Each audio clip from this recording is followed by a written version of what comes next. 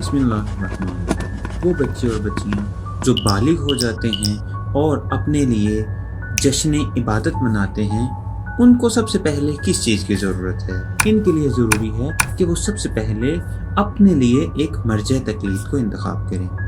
مرجع تقلید وہ جو قرآن اور حدیث پر مکمل عبور رکھتا ہو اور جو بتائے کہ تکالیف شرعیہ کیا ہیں اور ان کو کس طرح سے انجام دینا ہے۔ وہ افراد جو حلال و حرام کو جاننا چاہتے ہیں وہ کئی سال دین کا درس پڑھتے ہیں تاکہ ان کو مشخص کیا جائے کہ حلال کیا ہے اور حرام کیا ہے، لیکن خدا نے ہمارا کام آسان بنا دیا اور کہا کہ کسی ایسے شخص کو انتخاب کرو جو دین کا متخصص ہو، اس سے اپنی شرعی ذمہ داریوں کے بارے میں سوال کرو اور ان موارد میں اس متخصص کی تقلید کرو۔ یہ اسی طرح ہے کہ اگر آپ ڈاکٹر بننا چاہتے ہیں تو چند سال میڈیکل کی تعلیم حاصل کریں یا پھر کسی ایسے متخصص ڈاکٹر کے پاس جائیں، اپنی مشکل کو حل کریں، اسی کو تقلید کہتے ہیں۔ یہ ہوا تقلید کا فلسفہ۔ احکام کا متخصص وہی مرجع تقلید ہے کہ ہم ان کی طرف رجوع کرتے ہیں اور ان سے احکام معلوم کرتے ہیں۔ ہم ان کو انتخاب کر سکتے ہیں لیکن اس کی خاص شرائط ہیں۔ پہلا نقطہ یہ کہ مرجع تقلید کے اندر کون کون سی خصوصیات کا ہونا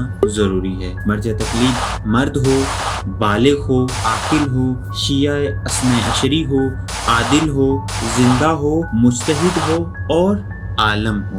عالم سے مراد یہ ہے کہ باقی تمام مراجع کرام سے علم دین میں زیادہ سوجھ بوجھ کا مالک ہو۔ مثلا ایک ڈاکٹر جو دوسرے ڈاکٹر سے بہتر ہے۔ اب ہم کیسے معلوم کریں کہ کون سا مرجع تقلید شرائط رکھتا ہے یا نہیں اور باقی مراجع سے زیادہ عالم ہے؟